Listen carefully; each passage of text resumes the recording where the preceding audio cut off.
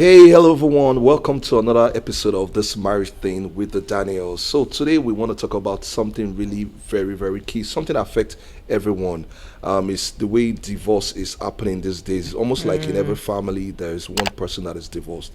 Not 100%, but it almost looks like the statistics says about 40 to 50% of marriages end in divorce. And we want to talk about reasons why people find themselves in situations like this. I don't think anybody gets married with the hope that we may divorce after 1 year or 2 years. No, people get married because they love each other. They want to spend the rest of their life together. But along the lines, things happen. I want to talk about some reasons why people find themselves in situations where it looks like divorce is the only option. So I want to itemize some reasons. And before we continue, just want to say to you, if you've not subscribed to our channel, feel free to subscribe. Click that subscribe button, drop your comment, like this video. I believe you will love it, so you can just like it now. Don't wait later, just like it now.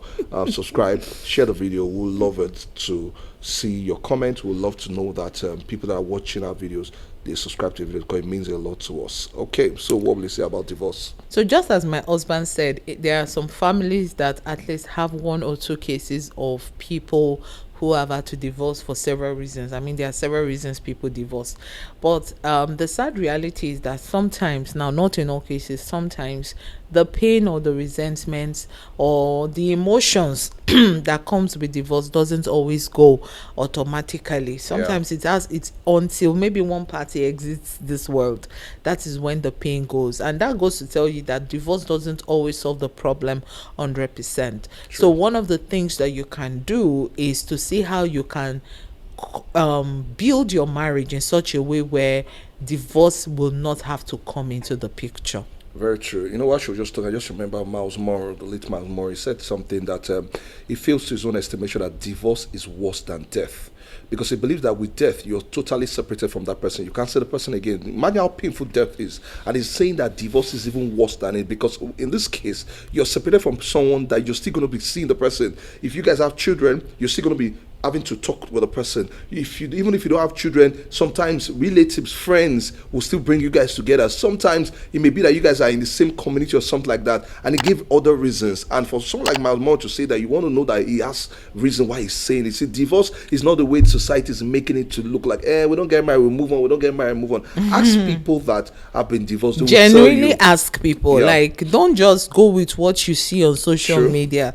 I'm telling you, I'm talking from a place of a marriage counselor who has counseled people that have that are right now on the verge of divorce, and some who are divorced. Trust me, it's not a funny experience. It is a very painful one. So as much as possible, if there are ways to avoid it, and that is why we are doing this video. Exactly. In fact, one of our desires in our heart is to see marriages thrive. Because the benefit outweighs when marriages are failing. In fact, the children suffer for it. Sometimes you are setting a record that other generations of children will just continue, because you are creating a bad template for your children. Sometimes your children begin to do poorly in life. Some of them academically, they just go down the drain. Some of them, they begin to develop anger issues. Some of them depression. Some of them suicidal just because of a divorce. Some of them, they hate the other party. Let me even talk for myself. My parents separated after 20 years of marriage. Not like the 20 years they even spent together was fun anyway. They had a lot of drama. I don't even have a mental image of my parents ever being happy together as a couple. But when they separated, one of the things that it did for me is that it made me implode a lot. My husband would tell you, even when we got married, I would, when I'm going through stuff, I cry a lot. Why? Because the whole experience made me to be this person that locks in. I lock emotions in. I used to, that's not me anymore. I used to lock emotions in. So when I'm going through stuff, I'm not talking to anybody. I'm just into myself. But when I finally see someone to talk to, like, I'm pouring out because I've been carrying it on. Those are one of the effects. Those are one of the effects of what divorce can do, what separation of marriage can do, the impact it will have on the children. Then also, when you think about the fact that when they are separated, the children lose the opportunity to have a father and a mother that are meant to raise them together.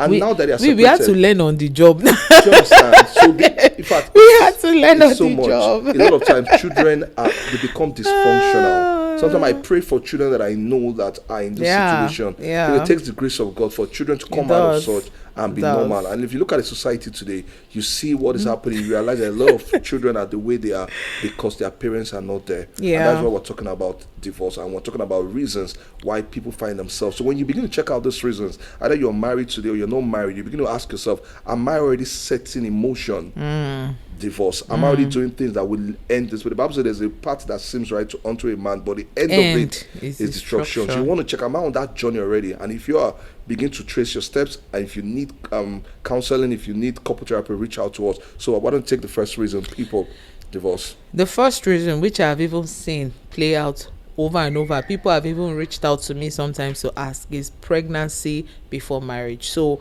you and your partner, you're sexually active before marriage and you got pregnant.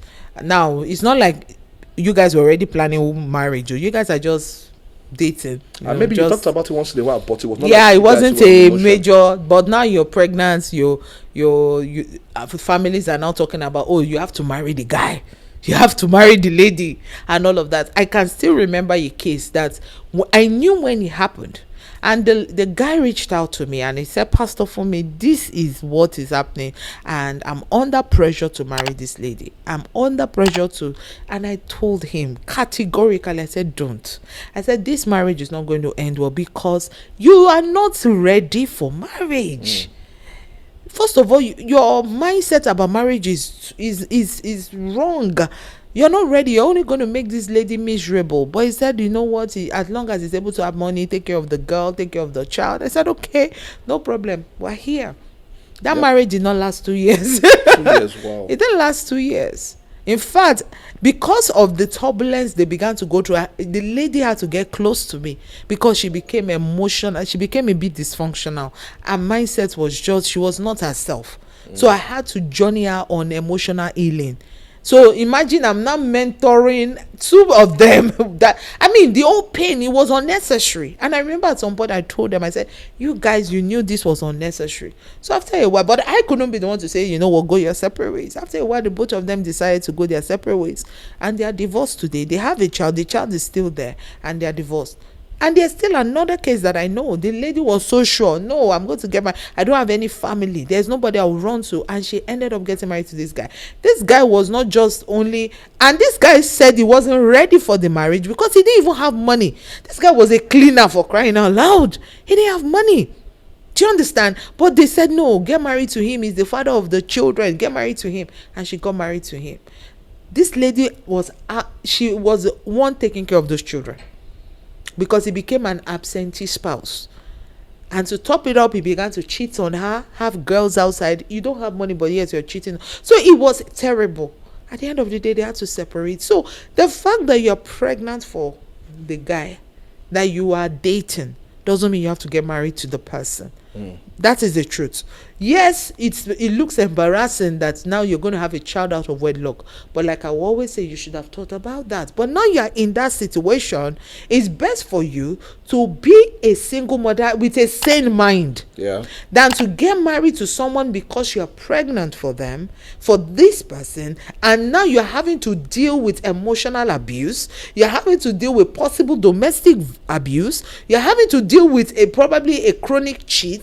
And so many other things. It's not worth it. It's not worth the stress. True. So don't get married because you got pregnant out of wedlock. You should have a conversation with the person that impregnated you, that look, how are we going to co-parent this child even though we're not getting married? Very true. In fact, I would say that I know a lot of times people say, but we were already thinking about it, and along the line we were going to get married. Now, even if you were already thinking about, you were planning, you have to wait it out. The person is not pregnant, you guys should wait it out. You wait it out. Because there's not unnecessary pressure. So wait it out. So why would not rush? Okay, the child, let the child come. And I know society, the parents will say, no, not in our family. No, they will join everything. And I understand why parents, even me, if I'm in that situation, I want to cover it up. But it doesn't work out. Beg them.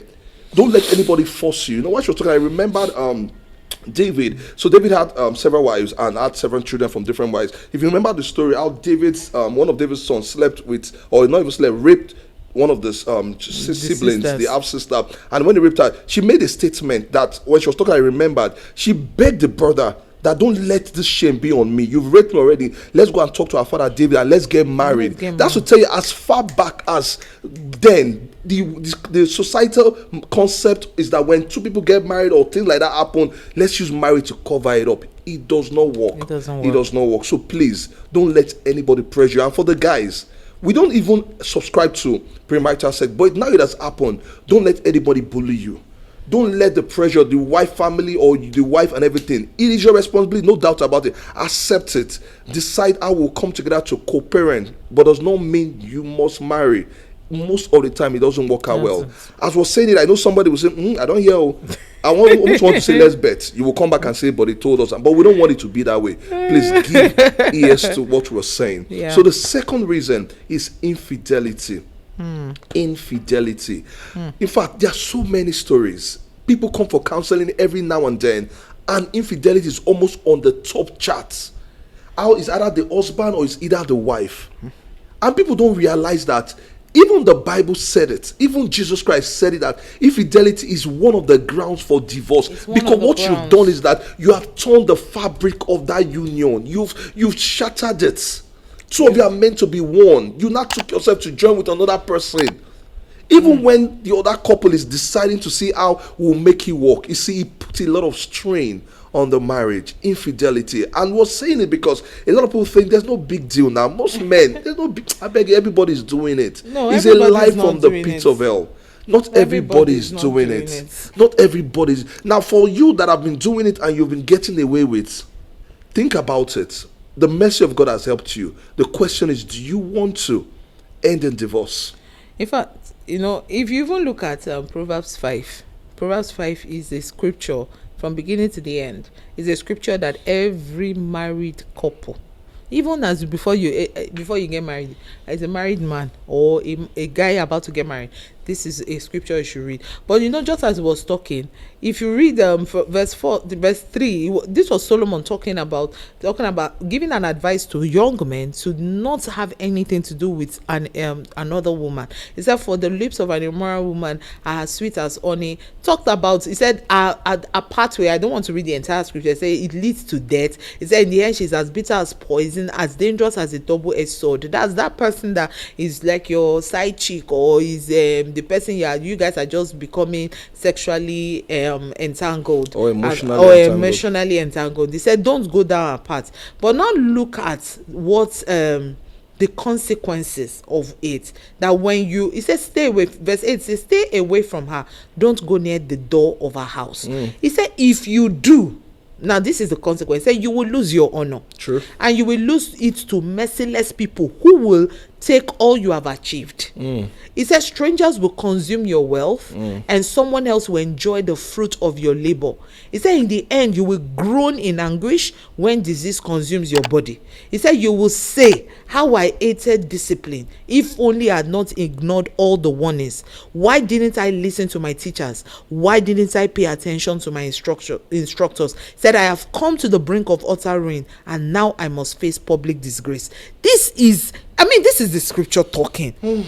Infidelity will ruin you. Run from it.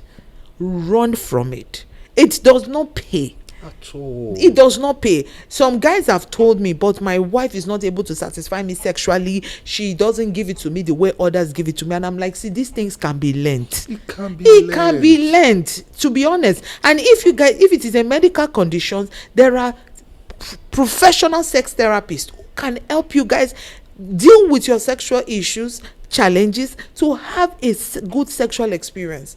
But most of the time it's not really so. It is just the lustful desire for something that is not yours. And so you have to deal with it, because this is what happens. And that is one of the reasons why some women just say, you know what, I'm done. And they are ready to leave. Now, some people might say, but yes, some ladies too cheat on their husbands. So this actually goes both ways. Yeah. This is not just for men. It's also for women, because now we have cases of women who are guilty of infidelity. But the truth is, at the end of the day, it doesn't bring anything good. I'm telling you. And also, just to say that for those of you that are not yet married, and you're like, now, wow, for people, I wonder why they would have issues like that. See, if you're already having premarital sex before marriage, just take it that you're already on that journey already. You're on that journey. You're on that journey. But like, no, now it's both of us now. We're going to get married. I said it in my previous videos, one of the previous, I'm going to say it again. Once you start having sex with someone before you get married, you're setting lost, L-U-S-T, you're setting lost in motion.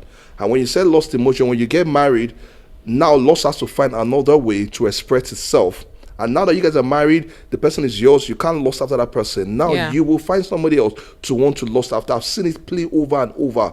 I've seen it from my teenagers. I will see people that they marry beautiful women, and I'll be like, oh man, this babe said and everything, and yet they will be cheating on that beautiful woman with somebody else that's not as pretty as their wife. And when you look at it, it doesn't make logical sense. And the wives are willing to do anything. If it's sex you want, they are willing to give the husband sex, but they'll still go and meet somebody else. Why? They set lust in motion. And if you're already in that category, reach out to us. You can break free from it. There are ways you can break free from it. You can treat the infidelity, but don't set in motion by already having sex before marriage. And if somebody is telling you, and prove to me you love me, that person does not really love you, because sex is not a way to prove to someone. The Bible knew what it was saying. Look at what Solomon was saying. Solomon, the wisest person that ever lived, he said it will destroy you. I love what he said after all she read. The next verse now said, drink water from your own system. On your own well. Share your love only with your wife. Only with your wife. That's verse 15, Proverbs 5:15. Married men, married women, 𝐻𝐲, I'm begging you people, drink water from your well only. Drink it from your well. You say, okay, she doesn't know how to do all the several styles. Teacher. Oh, she doesn't have the shape again. Work with the shape you have. Find a way around it. It's for better. I'm telling you. Men, you will say, look at her now. She has changed. She's not around. She doesn't have my time again. Or women will say, he's no more looking good again. He doesn't have everything. See, it can be worked. That's why we are here for you. You can always. Every one of us have had our fair share. I've had situations where thoughts will come to my mind. I have to deal with it. I have to tell myself, devil, you a liar. Yeah. So guys, we wish we can continue with other reasons. But guys, these two reasons, let's stay with this. In the next videos, we're going to talk about other reasons. But if you can begin to work on these two, a lot of people would not end in divorce. Infidelity and pregnancy before marriage. You look at pregnancy even has to do with sex before marriage. So please, guys, take note of these things. All right, so like we said, if you're right now maybe in your marriage, you're dealing with the sting of infidelity, maybe you cheated on your spouse or your spouse cheated on you, I want you to know that you can heal from infidelity. Might take time, takes a lot of work, takes a lot of patience, but you can heal from it, and that is why we're here. Like I said in the previous video, I'm a trained couple therapist. This is my work. It is something I do. So reach out and let us begin that journey of healing together. Your marriage can be restored despite the infidelity. That's the truth. It doesn't have to lead to divorce. Even though we say these are some of the reasons why people divorce, you can heal from it. You can avoid divorce and become whole again as a couple. So reach out to us, send a message to the mail on the screen, to the email on the screen, and you will be responded to. Okay, all right, so we have come to the end of this episode. Feel free to, please, we would like you to subscribe, help us to grow this channel. If you look at all our previous videos, it's full of wisdom, okay, and that is why we are here. God has commissioned us for this. God has instructed us to help him build thriving marriages, and that is our assignment. That is what we are focused on. So help us grow this channel so that we can reach more people. All right, until then, bye for now. Have a wonderful day. Bye.